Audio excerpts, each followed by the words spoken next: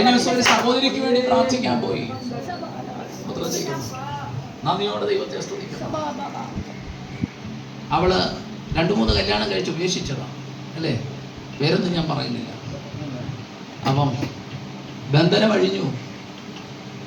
ഞാനിങ്ങനെ സ്തോത്രം ചെയ്യുന്നു. യോഹന്നാന്റെ സുവിശേഷം 5-ാം അധ്യായം 8-ാം അധ്യായം 1-ാം വാക്യത്തിൽ വ്യഭിചാരത്തിൽ പിടിച്ച ഒരു സഹോദരിയെ എന്ത് ചെയ്തു? യേശുവിന്റെ അടുത്ത് കൊണ്ടുവന്നിട്ട് പറഞ്ഞു, യേശുവേ, മോശയുടെ ന്യായപ്രമാണത്തിൽ ഇങ്ങനെ പറഞ്ഞു, ഇങ്ങനെ പിടിക്കുന്നവരെ കല്ലെറിഞ്ഞു കൊല്ലണം എന്ന് പറഞ്ഞു. സ്തോത്രം, കല്ലെറിഞ്ഞു കൊല്ലണം. അപ്പം കുറെ ആൾക്കാർ ഇവിടെ കല്ലെറിയാൻ നിൽക്കുകയാണ്. യേശു നിലത്ത് എഴുതിക്കൊണ്ടിരിക്കുകയാണ്. ഒന്നാമത്തവൻ കല്ലെറിയാൻ നിൽക്കുകയാണ്. സ്തോത്രം. എന്തിനാ ഇവന് ഒന്നാമത് കല്ലെറിയ? ഇവനെ ഇപ്പൊ ഇവിടെ കൂടെ പിടിച്ചത് ഇവനെയാണ്. ഇവനാ മുന്നേ നിൽക്കുന്നത്. എന്റെ പേര് പറയരുത്, അതിന് മുമ്പ് ഇവിടെ ഒറ്റ കയറുന്ന കൊല്ലണം. ആ കാലഘട്ടത്തിൽ വ്യഭിചാരം ഒരാൾക്ക് തന്നെ ചെയ്യാൻ പറ്റത്തില്ല, 2 പേരും കൂടെ ചെയ്യുമ്പോഴേ വ്യഭിചാരമാണ്. ആണുങ്ങൾക്ക് ഒരു വിഷയവും ഇല്ല, പെണ്ണുങ്ങളെല്ലാം കുറ്റക്കാരി. അപ്പൊ മുന്നേ നിൽക്കുന്നവനുണ്ടല്ലോ, ഇവനെയാ ഈ പ്രാവശ്യം പിടിച്ചത്. ഇവനാ മുന്നേ നിൽക്കുന്നത്. എന്റെ പേര് അങ്ങനെ പറഞ്ഞാലോ ഒറ്റ ഏർന്ന് കൊല്ലണം. നദിയോടെ ദൈവത്തെ സ്തുതിക്കുന്നു. അപ്പം യേശു നിലത്ത് എഴുതിക്കൊണ്ടിരിക്കുക. യേശു ഇവൻ ചെയ്ത പ്രവൃത്തി അറിഞ്ഞു. യേശു ദൈവമാണ്, അവരുടെ ദൃഷ്ടിയിൽ പ്രവാചകനാണ്. ഇവൻ ചെയ്ത കാര്യമാണ് മണ്ണിൽ എഴുതിയത്. നീ ആരും അറിഞ്ഞില്ലെന്നും പറഞ്ഞല്ലേ ഇരിക്കുന്നേ? ഞാൻ അറിഞ്ഞു. നീ ചെയ്ത കാര്യം മണ്ണിൽ എഴുതുക. ഇവൻ നോക്കുമ്പോ ഞാൻ ചെയ്ത കാര്യമാണ് എഴുതിക്കൊണ്ടിരിക്കുന്നത്. ഇവന്റെ പേരാ എഴുതിയത് ആയിരിക്കും. ഉടനെ കല്ലിട്ട് ശവം പോയി. അപ്പൊ അതിന്റെ പുറകിലത്തെ പ്രാവശ്യം പിടിച്ച 2ാമത് നിൽക്കുന്നവൻ അവന്റെ പേരോട് എഴുതി വെച്ചു. അവൻ ചെയ്തുകൂടെ എഴുതി വെച്ചു. യിരെമ്യാവിന്റെ 17-ാം അധ്യായത്തിൽ എഴുതിയിട്ടുണ്ടോ, യഹോവയെ ഉപേക്ഷിക്കുന്നവനെ മണ്ണിൽ എഴുതി വെക്കും. 17-ാം അധ്യായത്തിൽ. അപ്പൊ ദൈവത്തെ ഉപേക്ഷിച്ച, കൽപ്പന തെറ്റിച്ച് പാപം ചെയ്തവന്റെ പാപത്തെ കുറിച്ച് മണ്ണിൽ എഴുതി വെച്ചപ്പോൾ നോക്കണമേ, ആരും ഉപദ്രവിക്കാതെ മോശയുടെ ന്യായപ്രമാണ പ്രകാരം കല്ലെറിഞ്ഞു കൊല്ലേണ്ടവരെ കൊല്ലാതെ കല്ലിട്ട്. എന്നിട്ട് പറയാ, ഞാൻ 10 കല്യാണം കഴിക്കണമെന്ന് പറഞ്ഞ് എന്നെ ബന്ധിച്ചു തന്നൊരു സഹോദരി 10 കല്യാണം കഴിച്ചു. 3-4ാമത്തെ കല്യാണമാണ്. ഇപ്പോഴത്തെ ഭർത്താവ് പറഞ്ഞ് ഒരു കൊച്ചുണ്ടാകുന്ന ചെന്റെ നല്ലെന്ന് പറഞ്ഞു.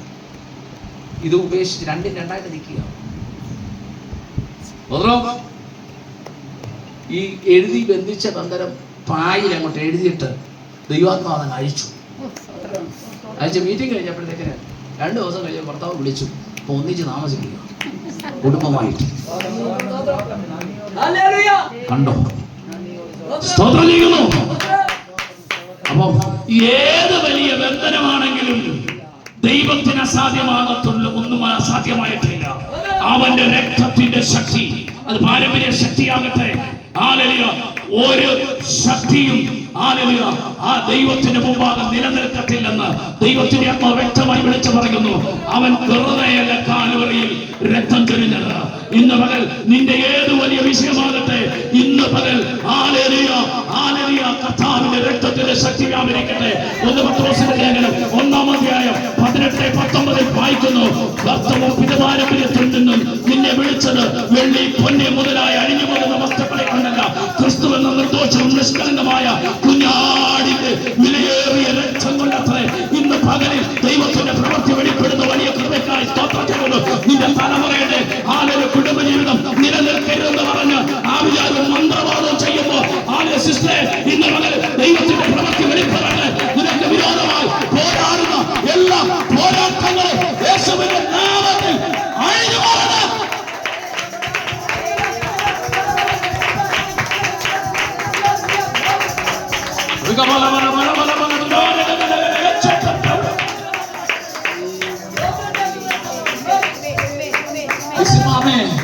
നിന്റെ തലമുറയുടെ ഭാവിയെ തകർക്കുന്ന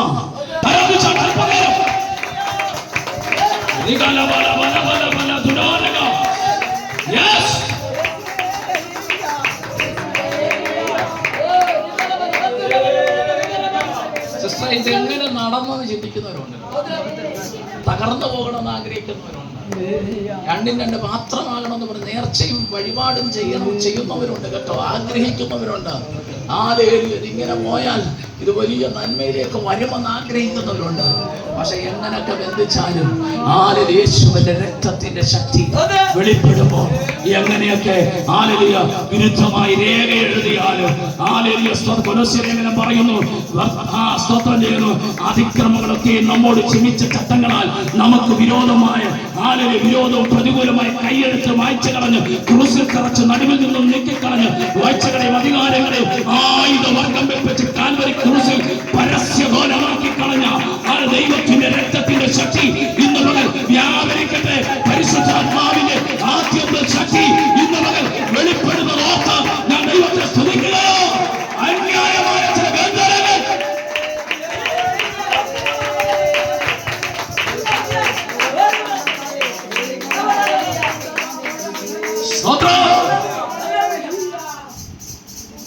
യേശുവിന്റെ രക്തം സകല പാപവും പോക്കി ശുദ്ധീകരിക്കും. ഇന്ന് മുതൽ കർത്താവ് കാൽവറിയിൽ ചൊരിഞ്ഞ രക്തത്തിന്റെ ശക്തി ഇതിനകത്ത് വ്യാപരിക്കുന്നുണ്ട്. എത്ര പേർ വിശ്വസിക്കുന്നുണ്ട്? ഹല്ലേലൂയ. ഏതൊക്കെ മേഖലയിൽ നിന്നെ ബന്ധിച്ചോ, നിന്റെ സാമ്പത്തിക മേഖലയെ ബന്ധിച്ചോ, നിന്റെ ഉപജീവന മാർഗത്തെ ബന്ധിച്ചോ, നിന്റെ തലമുറയുടെ ഭാവിയെ ബന്ധിച്ചോ, ഒരു വിവാഹം ഉണ്ടാകരുതെന്ന് പറഞ്ഞ്, കുടുംബജീവിതം ഉണ്ടാകരുത്, ഈ കാണുന്നതിന്റെയൊക്കെ അനന്തരാവകാശം ഉണ്ടാകരുതെന്ന് പറഞ്ഞ് വെല്ലുവിളിച്ച് പോരാടി ബന്ധിച്ച സകല ബന്ധനത്തെയും ഇന്ന് മകൾ യേശുവിന്റെ രക്തത്തിന്റെ ശക്തിയാ ഇന്ന് മകൾ അഴിഞ്ഞു മാറുകയാ. ഇന്ന് മകൾ ദൈവത്തിന്റെ പ്രവർത്തി വെളിപ്പെടട്ടെ. രക്തത്തിലാണ് ജീവൻ അടങ്ങിയിരിക്കുന്നത്, രക്തത്തിലാണ് ജീവൻ അടങ്ങിയിരിക്കുന്നത് അല്ലെ. 4:9 34:9 അത് 9:4 നിങ്ങൾ രക്തത്തോടു കൂടി മാംസം തിന്നരുത്, രക്തത്തിലാണ് ജീവൻ അടങ്ങിയിരിക്കുന്നത്. രക്തത്തിനകത്തും 3 ഘടകമുണ്ട്. ഒന്ന് അരുണരക്താണുക്കൾ, സ്വേദരക്താണുക്കൾ, പ്ലേറ്റ്ലെറ്റുകൾ. അരുണരക്താണുക്കൾ, സ്വേദരക്താണുക്കൾ, പ്ലേറ്റ്ലെറ്റുകൾ. 3 ഘടകം. പിതാവ് പുത്രൻ പരിശുദ്ധാത്മാവ് എന്നതുപോലെ രക്തത്തിനകത്ത് 3 ഘടകമുണ്ട്. ശ്വേതരക്താണുക്കൾക്കകത്താണ് ജീവൻ ഇരിക്കുന്നത്. അതുകൊണ്ടാണ് ചിലര് മാംസം തിന്നുമ്പോൾ ഈ കൊഴുപ്പ് കിട്ടാൻ വേണ്ടി രക്തം കൂടെ ഒഴിക്കും. അതിന്റെ രക്തം കൂടെ ഒഴിച്ച് അല്ലേ രക്തം കുടിക്കുന്നവരുണ്ട്. പക്ഷെ ദൈവവചനം പറയുന്നു, ഉൽപ്പത്തി തന്നെ പറഞ്ഞു, രക്തത്തോടുകൂടെ മാംസം തിന്നരുത്, രക്തത്തിനകത്താ ജീവൻ ഇരിക്കുന്നത്.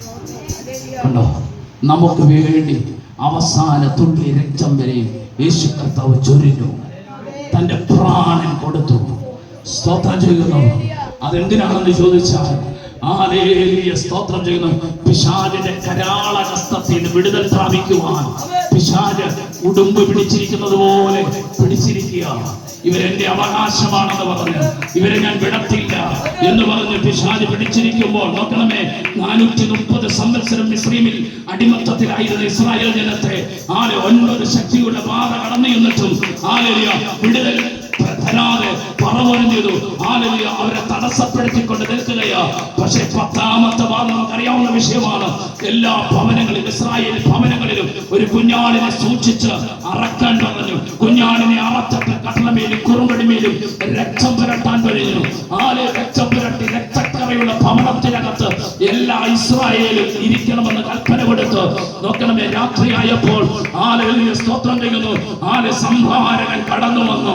രക്തക്കറയില്ലാത്ത ഭവനങ്ങളിലെല്ലാം കയറി, ദൂതൻ കയറി ദേവന്മാരെ സന്ദർശിച്ചു. മിസ്രയീമിലെ ഭവനങ്ങളെ ആദ്യജാതകന്മാരെ, മൃഗത്തിന്റെയും മനുഷ്യന്റെയും ആദ്യജാതകന്മാരെ സന്ദർശിച്ചു. നോക്കണമേ, ദേവന്മാരെ പോലും വിട്ടില്ല, ദേവിമാരെ വിട്ടില്ല, എല്ലാത്തെയും സന്ദർശിച്ചു, ന്യായവിധി നടത്തി. അങ്ങനെയെങ്കിൽ ഇന്ന് മുതൽ രക്തത്തിന്റെ ശക്തി വെളിപ്പെടട്ടെ. യേശുവിന്റെ കാൽവരി രക്തത്തിന്റെ ശക്തി വെളിപ്പെടുമ്പോൾ